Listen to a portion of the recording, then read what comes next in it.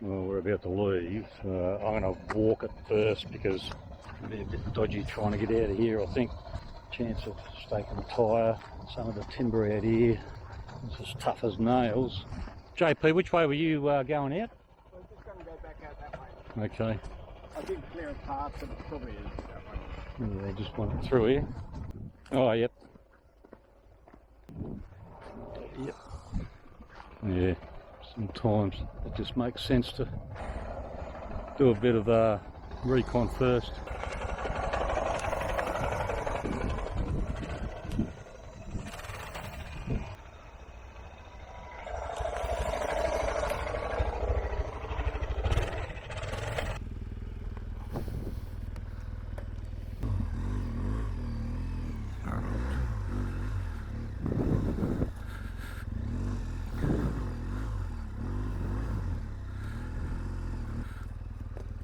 Oopsie.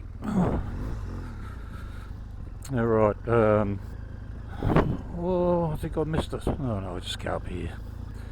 Might have more problems on the trail.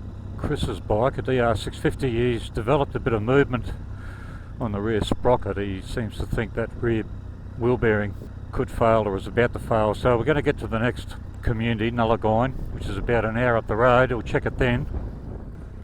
And keep checking it throughout the morning. But yeah, that's played on his mind, as it would. Yeah, some of the conditions out here with all the dust wouldn't help. So yeah, we'll play it by ear. The reason he picked up on it is his chain was very loose when we pulled up. Had a lot of slack in it, and he's nearly run out of adjustment on the cam, the lobe that you use to adjust the chain tension. So anyway, we'll have a look later.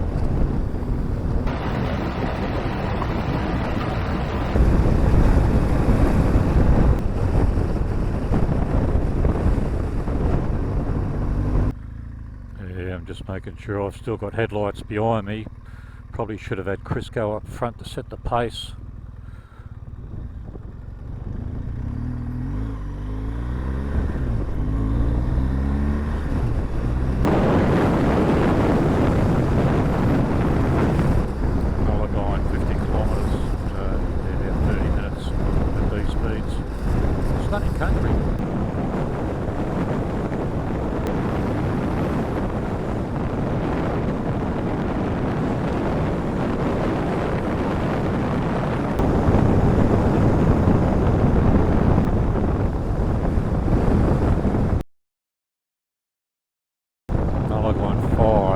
Service 198, that'll be Newman. Newman's a big mining town. They'll have a bearing there for Chris for sure, and to replace it is not a big job, so hopefully that bearing will survive long enough to get us to Newman. We'll see.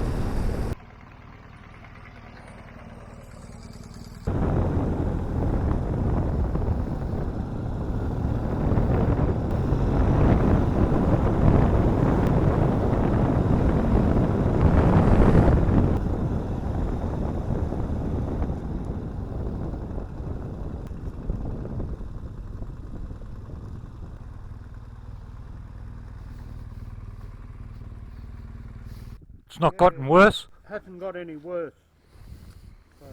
Yeah, I haven't got it, it's not a motorbike, I haven't got it.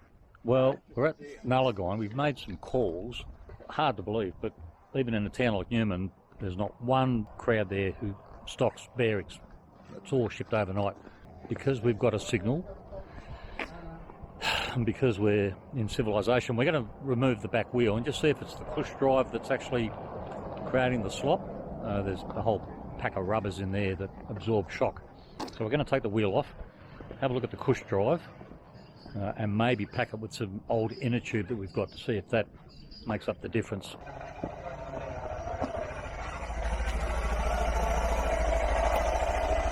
What is this?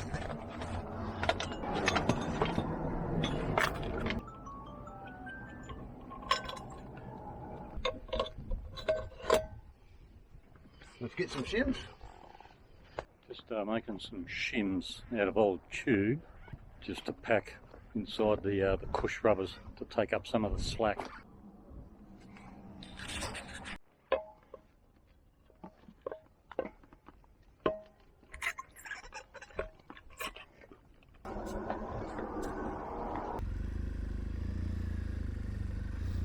Alright, it may be fixed. Certainly putting those rubber shims in has taken up all the slack.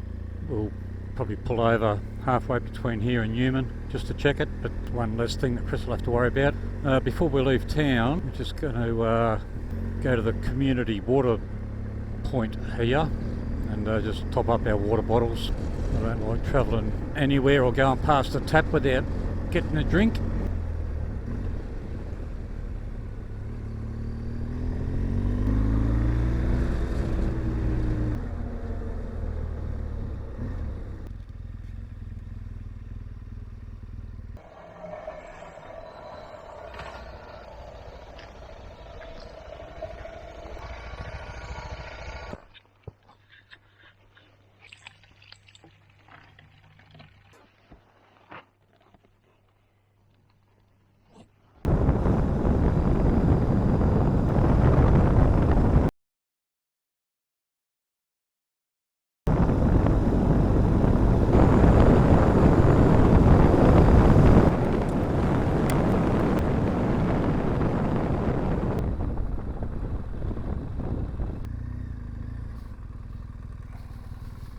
Well, there's a typical ore train that's loaded, so that's going to the harbour, probably Port Hedland, considering where we are.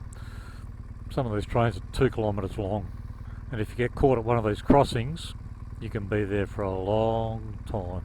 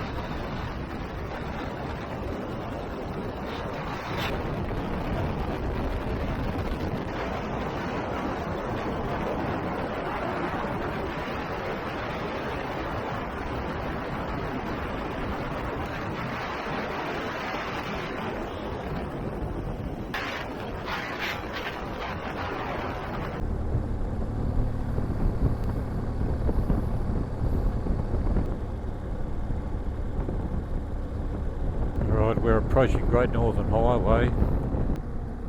Turn right to go to Newman. There's no need for us to go to Newman, so we won't. We'll turn left here, head down to a roadhouse called Capricorn Roadhouse. The reason it's called Capricorn Roadhouse is it's on the Tropic of Capricorn, the 26th parallel. Pull over there and get some fuel and a bite to eat, I think.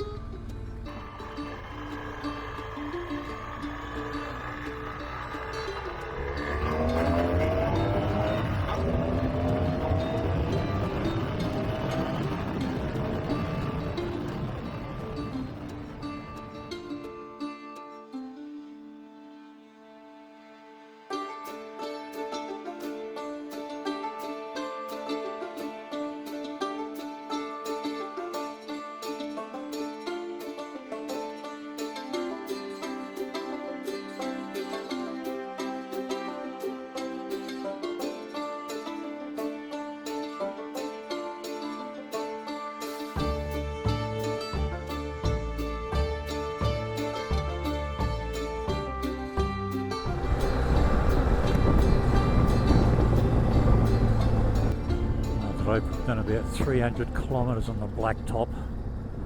That's all about to change. Turning left now onto Ned's Creek Road. This will take us through to Uluru. It's about 150 kilometres to Uluru. And in fact the next couple of days will be all unsealed. Good formed roads, but yeah, it's easy to get bored on the blacktop. So it's sunset's about 5:45 I think. It's probably time to start looking for a bush camp pretty soon.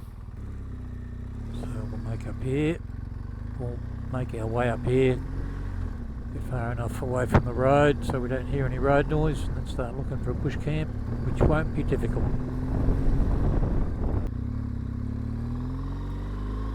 We just passed a track which might have some potential.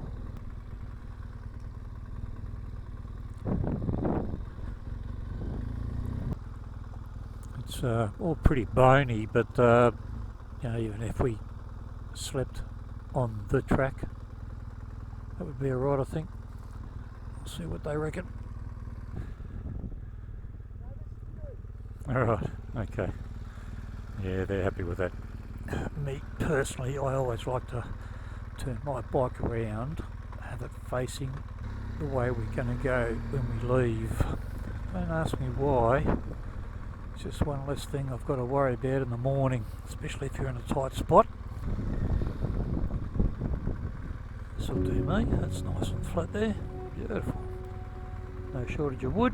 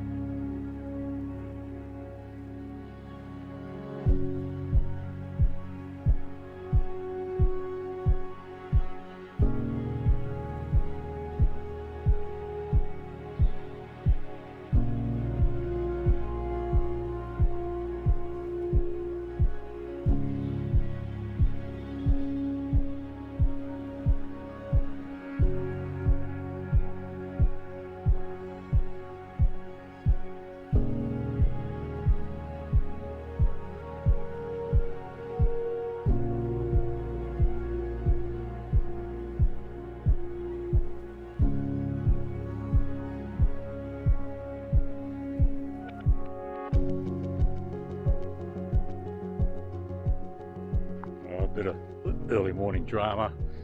It's a good idea to walk around the bikes each morning, quite often during the day too, just to have a look, see. But anyway, Tom's been doing that. He's found that the tank brace that he fitted at Kununurra, one of the bolts has dropped out. Normally they're wired in so they can't fall out, but yeah, anyway, so we might be here for a little while just sorting that out before we can leave.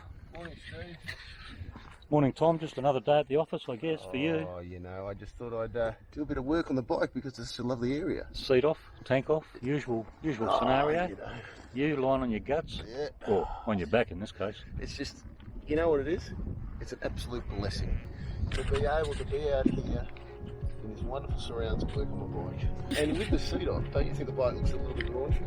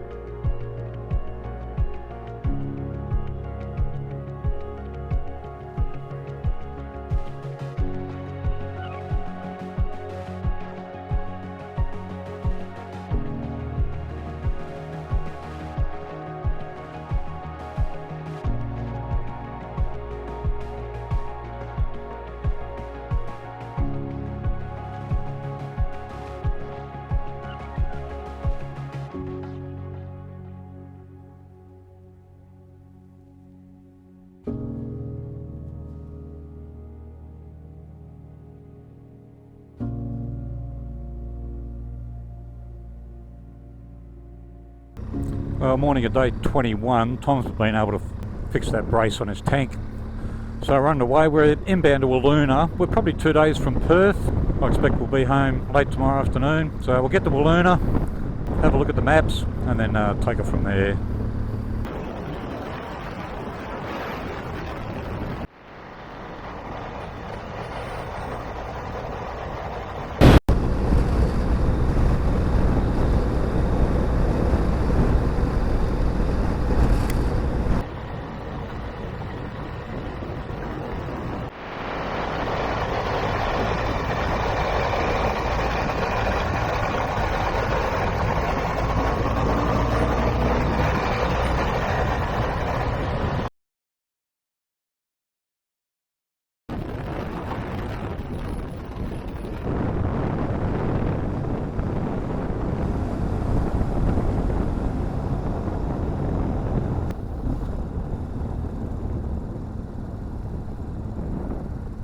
Looks like they're building a new caravan park in Uluru.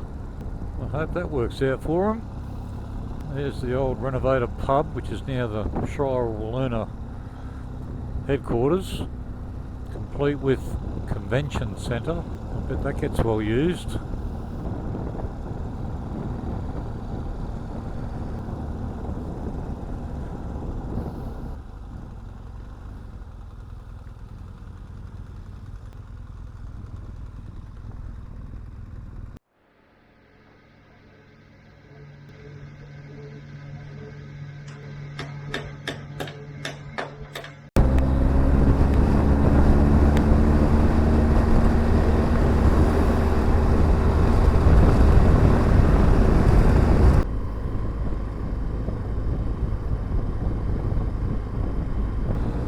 The sun behind you, it all looks the same. You can't tell whether it's a firm footing, whether it's sand. It's a mongrel, if you'll pardon the pun. The conditions can change. You wouldn't know it until you're in it.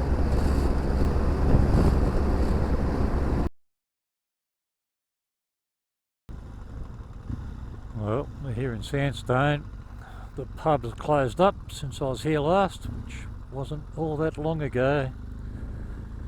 It's just a struggle for places to stay open, run any small business in these types of towns. It's tragic, it's a shame. Yeah.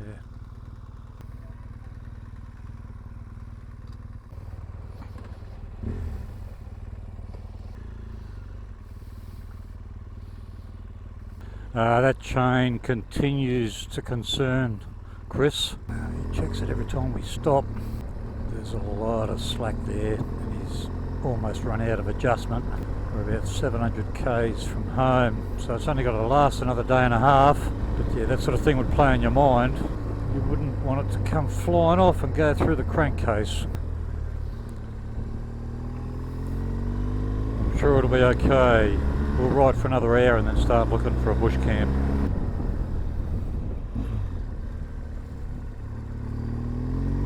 Payne's Find, Sandstone Road.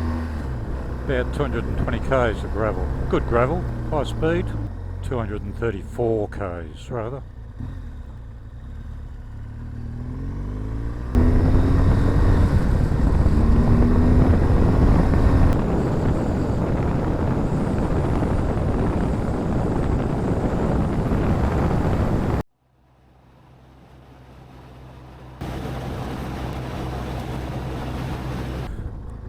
It's that time to start looking for a bush camp. Here's another tip for you young grasshoppers. Because the sun is on my right, I'm looking for a site on the left. And the reason for that is if I was looking on that side, you're looking into the sun. And if you've got dust on your visor or your goggles, it just makes things harder to see, harder to notice. Whereas on the left here, you've got clear vision. It just makes things a lot easier. And in the morning, you'll have the sun to your back again as you leave to get back onto the main road. So I found it helpful. It certainly works for me, but of course we're all different. So I'll just see if I can find a track leading off to the left or a big cleared area that allows us to go some distance in.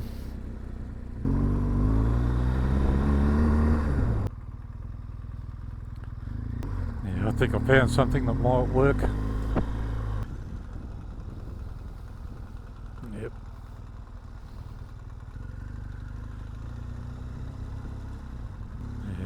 perfect. Just get off the road a couple hundred metres. I'll find an area more than suitable, I'm sure.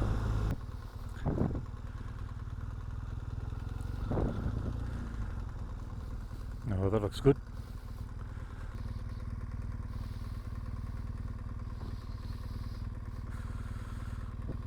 This is adventure rider language for circle the wagons. It's really soft ground here. So what I normally do as a stopgap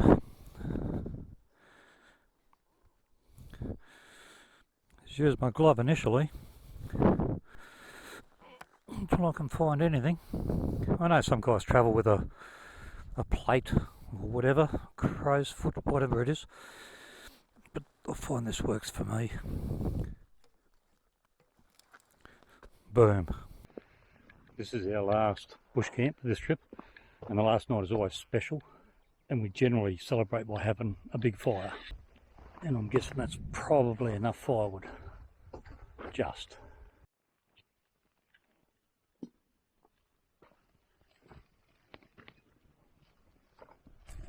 Well, Chris is really concerned about that that chain now. He's run out of all adjustment. He can't do anything. You're looking at the swing arm. There's nothing you can do to bodge it to try and, I don't know, modify the cam or whatever. But by coincidence, Tom, he travels with a couple of spare front sprockets, and one is a 16 tooth, which is one tooth larger, and that extra tooth on that front sprocket will give us enough slack, well, if you'll pardon the pun, so that we'll be able to at least tighten the chain, because the way it is now, that's curbing on being dangerous. And of course, once Chris fits this 16 tooth sprocket on the front, he's going to have the fastest DR 650 in Australia. Probably give him an extra, I don't know, it could be 10 or 15 k's top end. Just stay out of the sand, Chris, that would be my advice.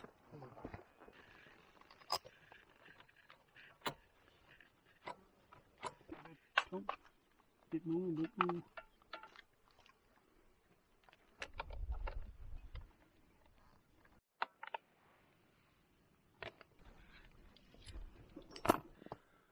Yeah, you can see how much bigger the 16 tooth is compared to the 15 tooth, and that's going to obviously use up more chain, if that makes any sense. Should improve his fuel consumption. Yeah, This cam was at its highest, the last setting, and just by fitting that one extra tooth, he's got adjustment there probably 5 or 6 places. So yeah, just that one tooth has made all that difference. Yeah, it's made all the difference. Chris is just going to go for a bit of a test ride around here just to sort of get used to it, I guess. You'll notice the change in gearing. It's a big number, one tooth on the front.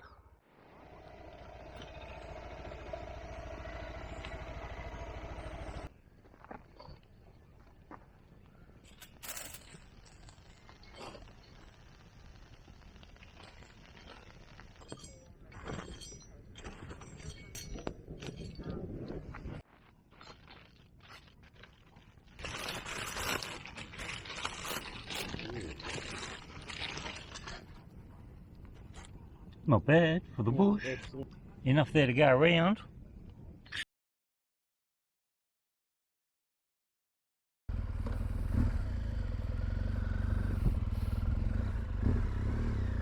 Alright, day 22, last day. We'll be home by today. I think about 600 kilometres to Perth.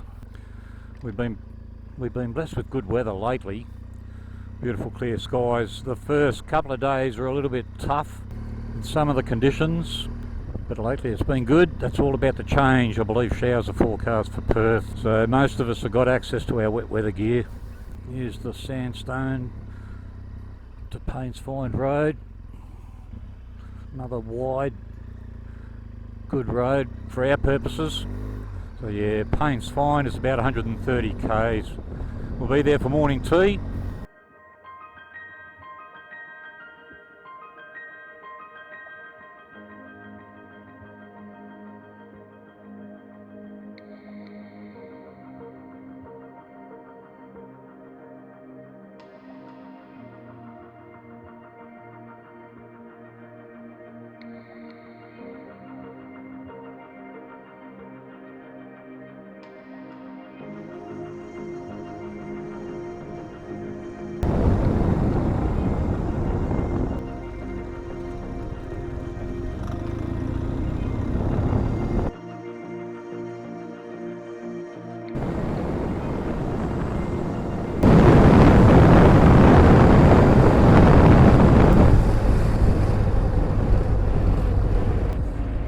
It's wildflower season here at the moment, and look at that, isn't that stunning? I mean, who would have thought that something like that would grow in such a harsh environment out here? And it'll be like that for the rest of the day as well, down Maroubra Road. Beautiful.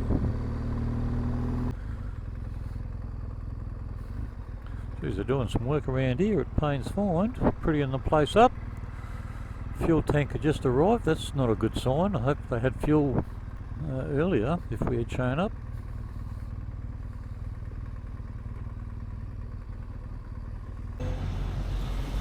So what's the gearing like, Chris? Tom used 17 litres. Let's have a look. No, it's good. Holy shit, 12 litres, mate. Eh? Might have to make it a permanent feature. Eh? Have you got a rev counter on that thing? That's a bit of a shame. Be interesting to see how much easier the engine was working. I can tell you the mirror doesn't vibrate as much. Is that right? Yeah. And is it still responsive? Yeah. Everybody's getting a bit towy, I think.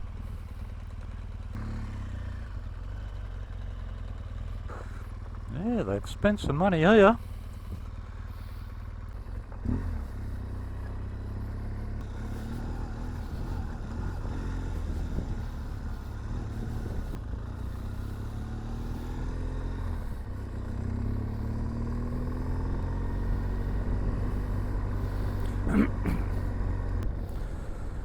Right, we're leaving Paynes Find now, going down Maroubra Road. This is just another gravel road that gets us off the blacktop, and by the sound of it there's no negatives with Chris's setup. He's using that larger sprocket on the front. It's giving him better fuel economy, engine's not working as hard, so that's a win-win for him, and that'll certainly get him home. But anyway, we'll all be home later on this afternoon, and you wouldn't expect too much to go wrong from here. So look, if this is the final approach, you know what that means. See you on the other side.